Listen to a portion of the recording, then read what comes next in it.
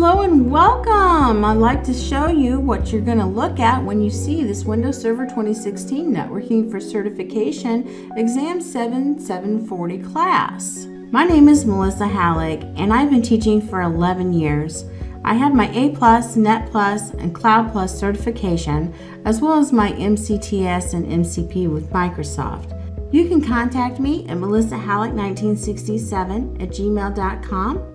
My Twitter handle is melissahalleck1967, and I'm also on LinkedIn. Now, this particular exam that we're going to talk about is your Windows 7740. It's the first exam in a series of 3, and it credits towards your MCSA. Before you get started on taking this class, it's really important to have some prior experience with your local and your server storage solutions, including the configuration of your disks and your volumes, data deduplication, high availability, disaster recovery, storage spaces direct, and failover clustering solutions.